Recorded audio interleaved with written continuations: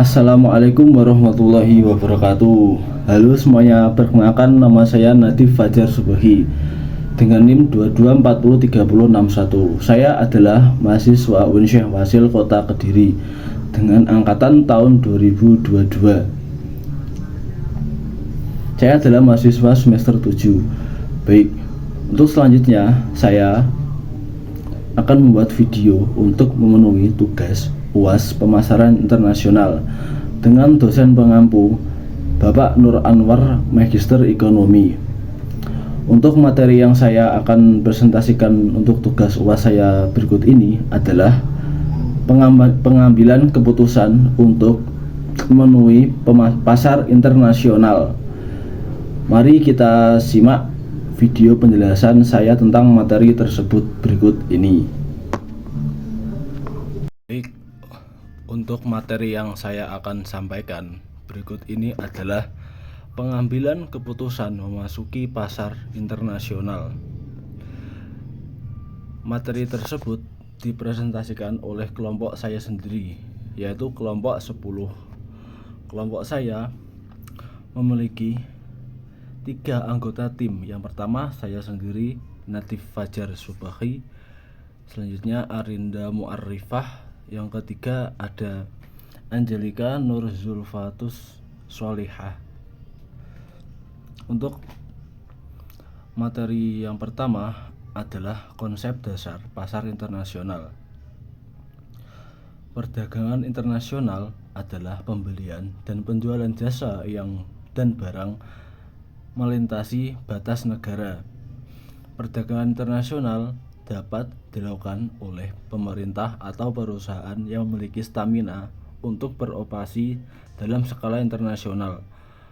Pada faktanya, di dunia modern ini terdiri dari negara-negara yang memiliki ketergantungan antara ekonomi yang berbeda. Karena itu, perdagangan internasional memiliki dampak yang besar terhadap ekonomi global. Telah dilakukan baik untuk ekonomi individu, ekonomi regional, atau ekonomi global. Selanjutnya, bentuk interaksi ekonomi internasional meliputi: yang pertama, ada kerjasama bilateral. Kerjasama bilateral melibatkan dua negara dalam perjanjian ekonomi tertentu, seperti perjanjian dagang, investasi, atau bantuan teknis. Misalnya, perjanjian dagang antara Indonesia dan Jepang dalam sektor otomotif dan periklanan. Selanjutnya, kerjasama regional dibentuk oleh negara-negara dalam suatu kawasan seperti ASEAN, APEC, atau Uni Eropa. Tujuannya untuk mengurangi hambatan dagang antar anggota dan meningkatkan integritas ekonomi kawasan. Yang terakhir, kerjasama multilateral dan antar regional.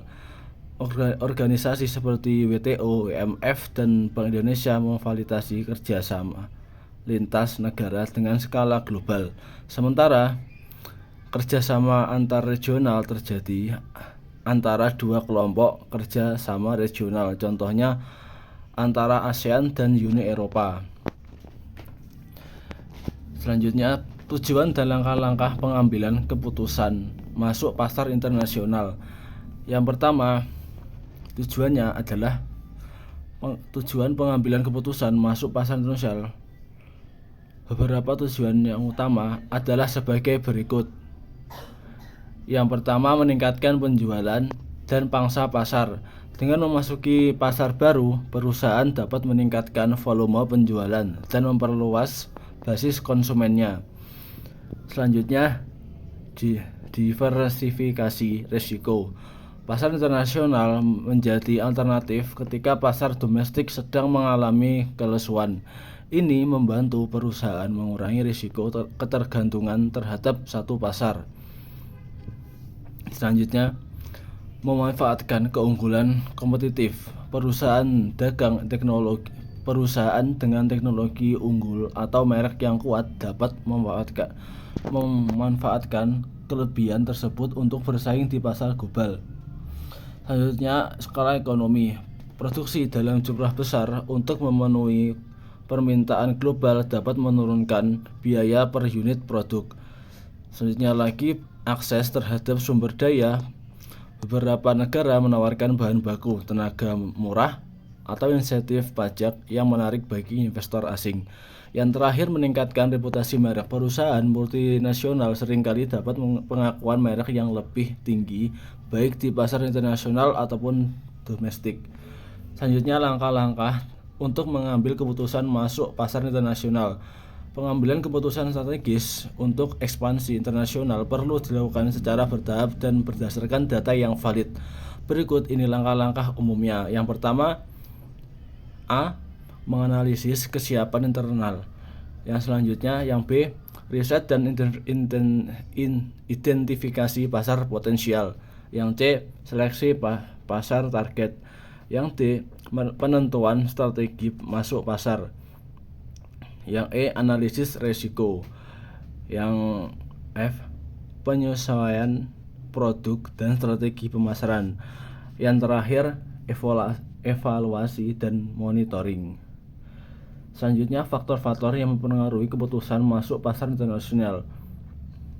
Untuk memasuki pasar internasional, terdapat beberapa faktor serta keputusan. Keputusan untuk memasuki pasar internasional tidak bisa diambil secara sembarangan. Ada berbagai faktor internal dan eksternal yang perlu dianalisis agar strategi yang diambil tepat dan menguntungkan. Untuk faktor internal meliputi sumber daya dan kapasitas produksi, kondisi keuangan, pengalaman, dan kompetensi sumber daya manusia. Yang terakhir, keunggulan kompetitif. Untuk faktor eksternal, yang pertama, permintaan pasar internasional. Selanjutnya, persaingan pasar. Terus, kondisi ekonomi negara tujuan, regulasi dan kebijakan pemerintah, stabilitas politik dan keamanan. Yang terakhir, faktor sosial dan budaya. Terima kasih. Itu tadi pemaparan materi yang saya sampaikan untuk memenuhi tugas UAS pemasaran internasional. Terima kasih sudah menyimak penjelasan video dari yang saya buat ini. Wassalamualaikum warahmatullahi wabarakatuh.